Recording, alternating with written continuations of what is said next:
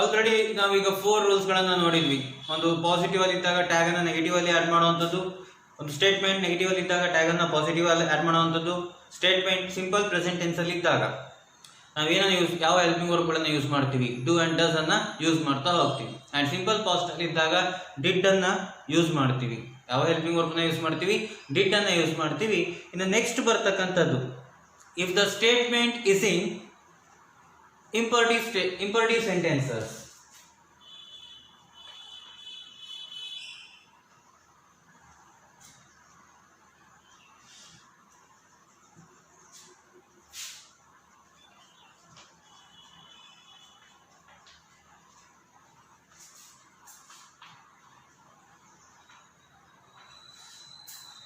If the statement is in imperative statement, how do we add the tag? How do we add the tag? ಯಾವ ರೀತಿಯಾಗಿ tag ಅನ್ನ add ಮಾಡ್ತೀವಿ? ಇಂಪರ್ಟಿವ್ sentence ಅಂದ್ರೆ ಏನು? It refers the command, request, advice, suggest, guide, direction, ಇವುಗಳನ್ನ imperative statement ಅಂತ ಹೇಳ್ತೀವಿ. ಯಾಕೆ ಹೇಗಿರುತ್ತೆ ಆ ಸ್ಟೇಟ್ಮೆಂಟ್ಗಳು?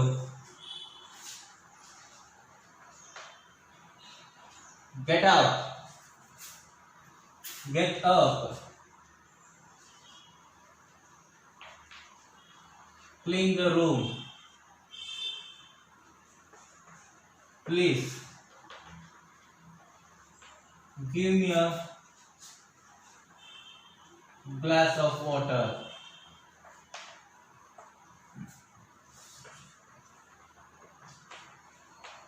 don't use mobile more, don't use mobile more. Next, come inside. Next, go there. So ಈ ರೀತಿಯಾಗಿ ಇಲ್ಲಿ ಸಬ್ಜೆಕ್ಟ್ಗಳನ್ನು ಬಳಕೆನೇ ಮಾಡಿಲ್ಲ. ಯು ಗೆಟ್ ಅಪ್ ಅಂದ್ರೆ assertive statement. Only get up, clean the room, direct ವರ್ಬನ್ನು ಯೂಸ್ ಮಾಡಿ ಏನು ಮಾಡ್ತಾ ಇದೀವಿ, ಸ್ಟೇಟ್ಮೆಂಟ್ಗಳನ್ನು ಹೇಳ್ತಾ ಇದೀವಿ. Clean the room, please give me a glass of water. ನೋಡಿ, get up, it refers that command. Command means order. Get up, go there, stand up on the bench. So ಈ ರೀತಿಯಾಗಿ ಆರ್ಡರ್ ಅನ್ನು, ಕಮಾಂಡ್ ಅನ್ನು ನಾವು ಹೇಳ್ತೀವಿ. Next, clean the room, it refers also order. Next, give me a glass of water, give me a glass of water, please give me a glass of water. Request, don't use mobile more, don't use mobile more, it refers, don't use mobile more, it refers order or advice, advice, it refers advice. Come inside, come inside, order. Go there, go there, order ಆಗ್ಬೋದು, or go there and left, guide ಸಹ ಆಗ್ಬೋದು. ಈ ರೀತಿಯಾಗಿ ಏನು ಮಾಡ್ತೀವಿ, ಇಂಪರ್ಟಿವ್ ಸ್ಟೇಟ್ಮೆಂಟ್ಗಳನ್ನು use ಮಾಡ್ತೀವಿ. ಇಲ್ಲಿ ಯಾವ ರೀತಿಯಾಗಿ ಟ್ಯಾಗ್ ಅನ್ನು ಆಡ್ ಮಾಡ್ತೀವಿ? ಇಲ್ಲಿ ಪಾಸಿಟಿವ್ ಸ್ಟೇಟ್ಮೆಂಟ್ ಇದೆ, ಇದು ಪಾಸಿಟಿವ್ ಆಗುತ್ತೆ, ಇದು ಪಾಸಿಟಿವ್ ಆಗುತ್ತೆ. Don't use mobile more, the statement is in negative. Positive ಅಲ್ಲಿ ಇದ್ದಾಗ ಹೇಗೆ ಆಡ್ ಮಾಡ್ತೀವಿ, ನೆಗೆಟಿವ್ ಅಲ್ಲಿ ಇದ್ದಾಗ ಹೇಗೆ ಆಡ್ ಮಾಡ್ತೀವಿ? ಇಲ್ಲಿ ಬಳಸುವಂತ ಹೆಲ್ಪಿಂಗ್ ವರ್ಬ್ ಒಂದೇ ಆಗಿರುತ್ತೆ, ಅದು ವಿಲ್. ಯಾವ ಹೆಲ್ಪಿಂಗ್ ವರ್ಬ್ ಅನ್ನ ಬಳಕೆ ಮಾಡ್ತೀವಿ ಇಲ್ಲಿ? ವಿಲ್. ಸೊ ನೆನಪಿಟ್ಕೊಳ್ಳಿ, ಇದು statement is in positive, tag is in negative. Get up is in positive. Here we use which helping verb? Will. ಯಾವ ಹೆಲ್ಪಿಂಗ್ ವರ್ಬ್ ಅನ್ನ ಬಳಕೆ ಮಾಡ್ತೀವಿ? will ಅನ್ನ ಬಳಕೆ ಮಾಡ್ತೀವಿ. And next, ಪಾಸಿಟಿವ್ ಅಲ್ಲಿ ಇದ್ದಾಗ ಟ್ಯಾಗ್ ಅನ್ನ ನೆಗೆಟಿವ್ ಅಲ್ಲಿ ಆಡ್ ಮಾಡ್ತೀವಿ. Get up is in positive, tag is in negative. Will plus not won't. Won't. ಆದ್ರೆ ಸಬ್ಜೆಕ್ಟ್ ಅನ್ನು ಯೂಸ್ ಮಾಡಬೇಕಲ್ಲ. ಇಲ್ಲಿ ಸಬ್ಜೆಕ್ಟ್ ಯಾವ್ದಿದೆ? ಸಿಂಪಲ್ ಆಗಿ ರೆಫರ್ ಮಾಡಿ ನೋಡಿ. ಗೆಟಪ್ ಅಂತ ನನಗೆ ನಾನೇ ಹೇಳ್ಕೊಳ್ಲಿಕ್ಕಾಗತ್ತಾ? ಇಲ್ಲ. ನಮಗೆ ನಾವೇ ಹೇಳ್ಕೊಳ್ಲಿಕ್ಕೆ ಸಾಧ್ಯನಾ? ಇಲ್ಲ. ಈ ರೂಮಲ್ಲಿ ನಿಂತ್ಕೊಂಡು ನನ್ನ ಎದುರಿಗಿರೋರಿಗೆ ನಾನು ಗೆಟಪ್ ಅಂತ ಹೇಳ್ಬೋದೇ ವಿನಃ ಪಕ್ಕದ ರೂಮಲ್ಲಿ ಇರ್ತಕ್ಕಂಥವ್ರಿಗೆ ಇಲ್ಲಿ ಈ ರೂಮಲ್ಲಿ ನಿಂತ್ಕೊಂಡು ಗೆಟಪ್ ಅಂತ ಹೇಳಲಿಕ್ಕೆ ಸಾಧ್ಯನಾ? ಇಲ್ಲ. ಹಾಗಾದ್ರೆ ಥರ್ಡ್ ಪರ್ಸನ್ ಸಹ ನಮಗೆ ಬರೋದಿಲ್ಲ. ಬರುವಂಥದ್ದೇ second person. Second person subject ಯಾವ್ದಾಗಿರುತ್ತೆ? ಯು ಆಗಿರುತ್ತೆ. Get up, won't you, won't you. Get up, won't you. Clean the room, clean the room. Statement is in positive. Won't you, won't you. Please give me a glass of water. Please give me a glass of water. Statement is in positive or negative? Positive. Tag is in negative. ಯಾವುದು? Want you. Want you. Don't use mobile more. Statement is in positive or negative? Statement is in positive or negative? Statement is in negative. Tag is in positive. ಯಾವ್ದಾಗುತ್ತೆ helping word? Will you. Will you. Come inside. Statement is in positive or negative? Want you. Go there. Go there. Positive ಅಲ್ಲಿ ಇದೆ. ಏನು ಮಾಡ್ತೀವಿ? Tag ಅನ್ನ negative ಅಲ್ಲಿ add ಮಾಡ್ತಾ ಹೋಗ್ತೀವಿ. Want you. Will you? Want you. So ಈ ರೀತಿಯಾಗಿ ಇಂಪಾರ್ಟೆಂಟ್ ಸ್ಟೇಟ್ಮೆಂಟ್ಗಳಿದ್ದಾಗ ನಾವು ಆಡ್ ಮಾಡ್ತಾ ಹೋಗ್ತೀವಿ. Next,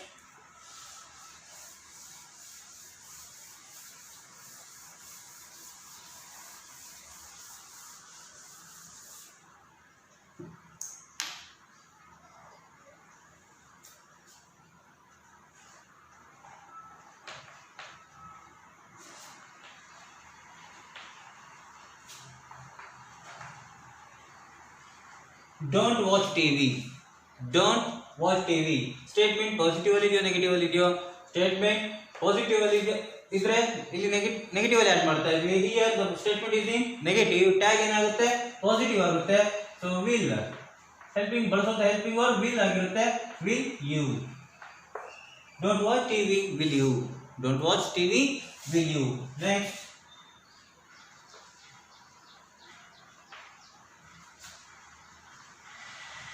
rub the board. Rub the board. Positive ಅಲ್ಲಿ ಇದ್ರೆ ನೆಗೆಟಿವ್, ಪಾಸಿಟಿವ್ ಅಲ್ಲಿ ಇದೆ ನಾವು ಟ್ಯಾಗ್ ಅಲ್ಲಿ ಮಾಡಿದೀವಿ, ನೆಗೆಟಿವ್ ಅಲ್ಲಿ ಆಡ್ ಮಾಡಿದೀವಿ. rub the board, want you. Rub the board, want you. Next,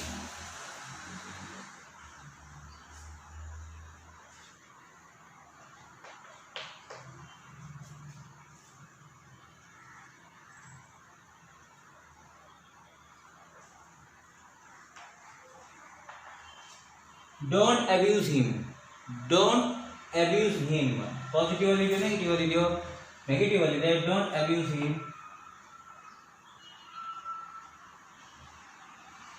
don't abuse him. Positive ಅಲ್ಲಿ ಇದ್ರೆ ನೆಗೆಟಿವ್ ಅಲ್ಲಿ, ನೆಗೆಟಿವ್ ಅಲ್ಲಿ ಇದೆ ನಾವು ಏನು ಮಾಡಿದೀವಿ? ಪಾಸಿಟಿವ್ ಅಲ್ಲಿ ಟ್ಯಾಗ್ ಅನ್ನ ಆಡ್ ಮಾಡಿದೀವಿ. ಈ ರೀತಿ ಇಂಪಾರ್ಟೆಂಟ್ ಸ್ಟೇಟ್ಮೆಂಟ್ ಗಳಿದ್ದಾಗ ನಾವೇನು ಯಾವ ರೀತಿಯಾಗಿ ಟ್ಯಾಗ್ ಗಳನ್ನ ಆಡ್ ಮಾಡ್ತೀವಿ ಅಂದ್ರೆ ಈ ರೀತಿಯಾಗಿ ಆಡ್ ಮಾಡ್ತಾ ಹೋಗ್ತೀವಿ. ಅದನ್ನೇ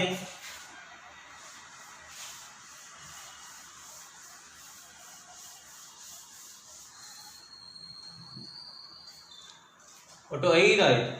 5 ಕಾನ್ಸೆಪ್ಟ್ಗಳನ್ನು we have completed 5 concepts. Positive ಅಲ್ಲಿ ಇದ್ದಾಗ ನೆಗೆಟಿವ್, ನೆಗೆಟಿವ್ ಅಲ್ಲಿ ಇದ್ದಾಗ positive, simple present tense, simple past tense and imperative sentence. Totally 5 ಆಯಿತು. ಇನ್ನು ಸ್ಟೇಟ್ಮೆಂಟ್ಗಳಲ್ಲಿ ಲೆಟ್ಸ್ ಅನ್ನು ಯೂಸ್ ಮಾಡಿ ಸ್ಟೇಟ್ಮೆಂಟ್ಗಳನ್ನು ಹೇಳಬೇಕಾದ್ರೆ ಯಾವ ರೀತಿಯಾಗಿ? Let's go to beach. Let's go to beach. ನಾವು ಬೀಚ್ ಹೋಗೋಣವಾ? ಇದೇನು ರೆಫರ್ ಮಾಡುತ್ತೆ ಅಂದ್ರೆ ಇಲ್ಲಿ ನೆಗೆಟಿವ್ ವರ್ಡ್ ಯೂಸ್ ಆಗಿಲ್ಲ, ಬಟ್ ಈ ಸ್ಟೇಟ್ಮೆಂಟ್ಗಳು ನೆಗೆಟಿವ್ ಮೀನಿಂಗ್ ಅನ್ನು ಕೊಡುತ್ತೆ. ಹೋಗೋಣವಾ ಅಂತ ಹೇಳ್ತಾ ಇದೀವಿ ಅಂದ್ರೆ ಅಲ್ಲೇನು ಒಪ್ಪಿಗೆ ಏನೂ ಆಗಿಲ್ಲ. So let's go to beach, ಹೋಗೋಣವಾ ಅಂತ ಕೇಳ್ತಾ ಇದೀವಿ, ಅಲ್ಲಿನೂ ಒಪ್ಪಿಗೆ ಆಗಿಲ್ಲ ಅಂದಾಗ ಅದು ನೆಗೆಟಿವ್ ಫಾರ್ಮ್ ಅಲ್ಲಿ ಇರುತ್ತೆ, ನೆಗೆಟಿವ್ ಮೀನಿಂಗ್ ಅನ್ನು ನೀಡುತ್ತೆ. So let's go to beach ಇಲ್ಲಿ ಬಳಸುವಂತ ಹೆಲ್ಪಿಂಗ್ ವರ್ಡ್ ಶಲ್. ಇಲ್ಲಿ ಬಳಸುವಂತ helping word shall. And let's go to beach ಹೋಗೋಣವಾ ಅಂತ ಬಂದಾಗ ಪ್ಲೂರಲ್ ಮೀನಿಂಗ್ ಅನ್ನ ಕೊಡುತ್ತೆ. ಪ್ಲೂರಲ್ ಮೀನಿಂಗ್ ಅನ್ನ ಕೊಡಬೇಕಾದ್ರೆ ಅದು ಫಸ್ಟ್ ಪರ್ಸನ್ ಆಗಿರುತ್ತೆ. ಫಸ್ಟ್ ಪರ್ಸನ್ ಅಲ್ಲಿ ಪ್ಲೂರಲ್ ಸಬ್ಜೆಕ್ಟ್ ಯಾವ್ದಾಗಿರುತ್ತೆ ಅಂದ್ರೆ ವಿ ಆಗಿರುತ್ತೆ. ಸೊ ಬಳಸುವಂತ helping word shall, subject we. shall we. Let's go to beach. Shall we? Let's come to sing. Let's come to sing. Answer: shall we? Next, let's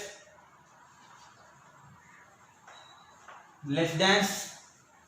Answer: we use shall, subject we.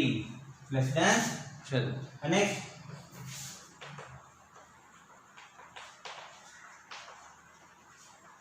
Let's write the notes. Let's write the notes. Let's write the notes. Shall we? Let's write the notes. Shall we? Next.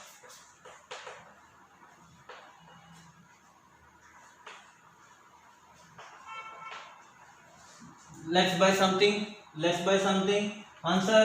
Shall we? ನೋಡಿ, statement ಅಲ್ಲಿ let ಅಂತ ಬಂದಾಗ let's ಅಂತ use ಮಾಡ್ತಾ ಇದೀವಿ ಅಂದ್ರೆ ಅದಕ್ಕೆ tag ಒಂದೇ ಆಗಿರುತ್ತೆ. Shall we, shall V, shall V, shall V, shall V, not shall we, only shall we. ಏನ್ ಹೇಳಿ? ಶಲ್ ವಿ ಅಲ್ಲ, shall we, shall V, shall V, shall V. Let's use ಆಯ್ತು ಅಂದ್ರೆ ಆನ್ಸರ್ ಏನಾಗಿರುತ್ತೆ? ಶಲ್ ವಿ ಅಂತ ಮಾತ್ರ use ಆಗಿರುತ್ತೆ. ಹೀಗೆ ಒಟ್ಟು 6 ಕಾನ್ಸೆಪ್ಟ್ ಗಳನ್ನು ನೋಡಿದೀವಿ. ಸೊ ನೆನ್ಪಿಟ್ಕೊಳ್ಳಿ, ಇಂಪರ್ಟಿವ್ ಸೆಂಟೆನ್ಸ್ ಅಲ್ಲಿ ಬಳಸುವಂತ ಹೆಲ್ಪಿಂಗ್ ವರ್ಬ್ ವಿಲ್ ಆಗಿರುತ್ತೆ. ಲೆಟ್ಸ್ ಯೂಸ್ ಆದಾಗ ಬಳಸುವಂತ ಹೆಲ್ಪಿಂಗ್ ವರ್ಬ್ ಶಲ್ ಆಗಿರುತ್ತೆ. ಅದೇ ಇಂಪರ್ಟಿವ್ ಸೆಂಟೆನ್ಸ್ ಅಲ್ಲಿ ಬಳಸೋ ಸಬ್ಜೆಕ್ಟ್ ಯು ಆಗಿರುತ್ತೆ. ಅದೇ ಲೆಟ್ಸ್ ಯೂಸ್ ಆದಾಗ ಬಳಸೋ ಸಬ್ಜೆಕ್ಟ್ ಯಾವ್ದಾಗಿರುತ್ತೆ? ವಿ ಆಗಿರುತ್ತೆ. ಸೊ ಈ ರೀತಿಯಾಗಿ ಏನ್ ಮಾಡ್ತೀವಿ, ನಾವು ಸ್ಟೇಟ್ಮೆಂಟ್ ಗಳನ್ನ ನೋಡ್ತಾ ಹೋಗ್ತೀವಿ. ಇದು next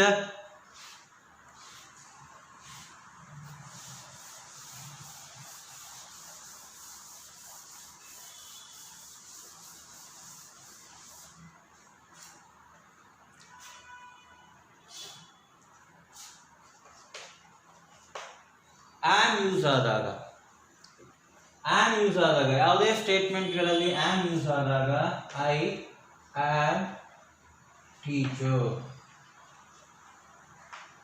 I am teacher, I am teacher.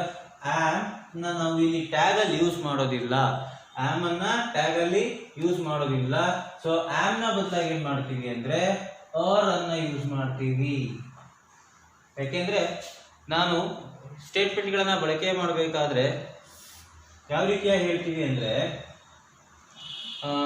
Tag ಬಂದಾಗ I am going to Jog Falls, we are going to Jog Falls aren't we, we are going to Jog Falls aren't we. ನಾವು ಜೋಗ್ ಫಾಲ್ಸ್ಗೆ ಹೋಗ್ತಾ ಇದ್ವಿ ಅಲ್ವೇನೋ ಅಂತ ಬಂದಾಗ ನಮ್ಮ ಪಕ್ಕ ಇನ್ನೂ ಒಬ್ರು ಇರ್ತಾರೆ ಅಂದ್ರೆ ಅಲ್ಲಿ ಪ್ಲೂರಲ್ ಮೀನಿಂಗ್ ಅನ್ನ ಕೊಡುತ್ತೆ, ಸಿಂಗ್ಯುಲರ್ ಆಗಿರೋದಿಲ್ಲ. ಹಾಗಾಗಿ ಏನ್ ಮಾಡ್ತೀವಿ, ಅವರ್ ಅನ್ನ ಯೂಸ್ ಮಾಡ್ತೀವಿ. ಬಟ್ ಸಬ್ಜೆಕ್ಟ್ ಮಾತ್ರ ಅದೇ ಆಗಿರುತ್ತೆ, ಸಬ್ಜೆಕ್ಟ್ ಮಾತ್ರ ಅದೇ ಆಗಿರುತ್ತೆ.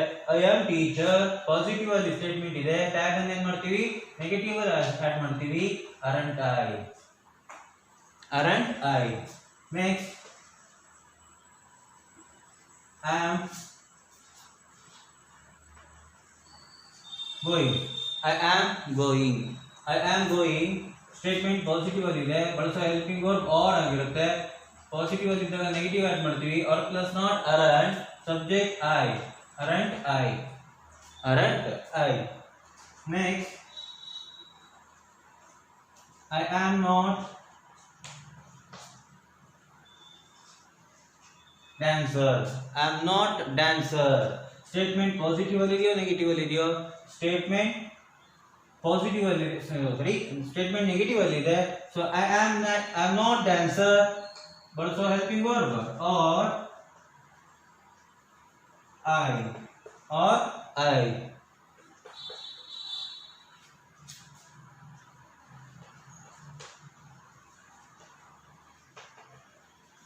I am not buying, I am not buying.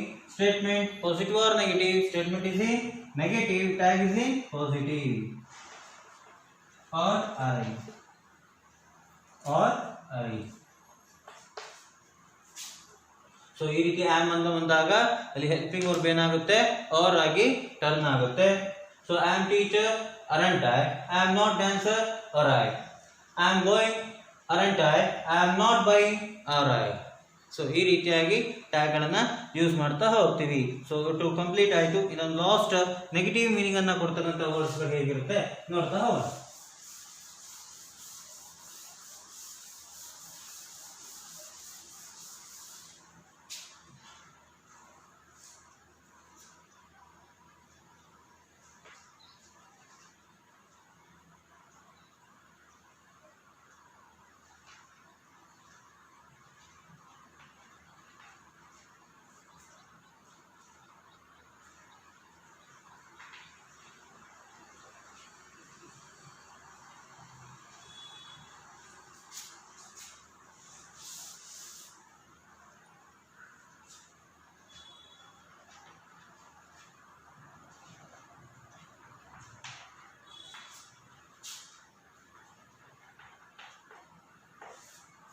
he rarely come to the school. Statement positive ಅಲ್ಲಿ ಇದೆಯೋ ನೆಗೆಟಿವ್ ಅಲ್ಲಿ ಇದೆಯೋ? he rarely come to the school. Statement negative ಅಲ್ಲಿ ಇದೆ. ನೀವು ಕನ್ಫ್ಯೂಸ್ ಆಗ್ಬೋದು, ಇಲ್ಲಿ ನೆಗೆಟಿವ್ ವರ್ಡೇ ಇಲ್ಲ, ಇದು ಹೇಗೆ ನೆಗೆಟಿವ್ ಮೀನಿಂಗ್ ಅನ್ನ ಕೊಡುತ್ತೆ? he rarely come to the school. he rarely come to the school. ಅವನು ಬಹಳ ವಿರಳವಾಗಿ ಶಾಲೆಗೆ ಬರ್ತಾನೆ, ಬಹಳ ಅಪರೂಪಕ್ಕೆ ಶಾಲೆಗೆ ಬರುತ್ತಾನೆ. ಯಾರು? ಅವನು ಬಹಳ ಅಪರೂಪಕ್ಕೆ ಶಾಲೆಗೆ ಬರುತ್ತಾನೆ. ಅದರ ಅರ್ಥ ಏನು ಅಂದ್ರೆ ಸರಿಯಾಗಿ ಶಾಲೆಗೆ ಬರುವುದಿಲ್ಲ, ಸರಿಯಾಗಿ ಶಾಲೆಗೆ ಬರೋದಿಲ್ಲ. ಹಾಗಾಗಿ ಏನ್ ಮಾಡುತ್ತೆ, ಇದು ನೆಗೆಟಿವ್ ಮೀನಿಂಗ್ ಅನ್ನ ಕೊಡುತ್ತೆ. Rarely is also one of the negative word. He rarely come to the school.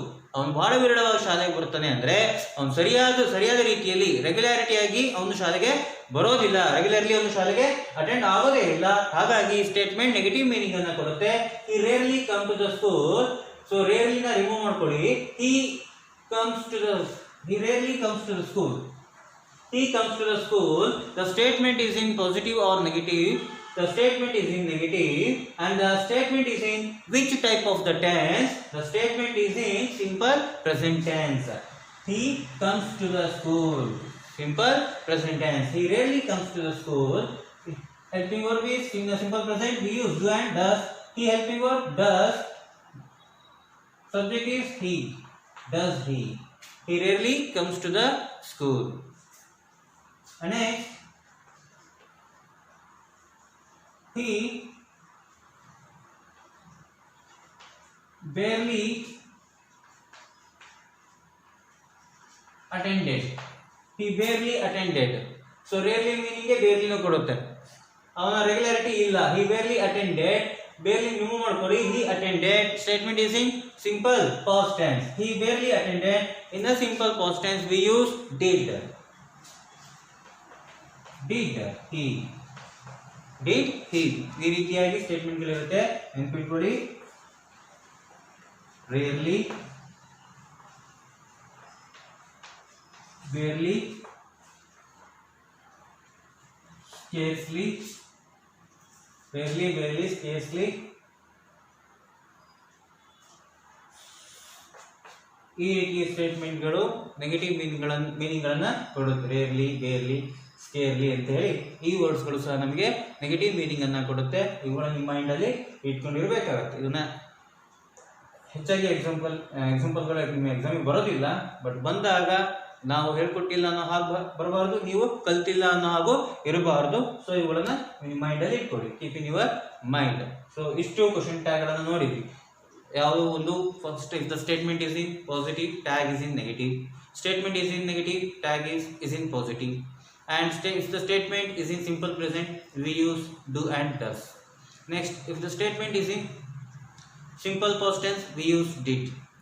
Next, if the statement is in imperative sentence, how do we add the tag?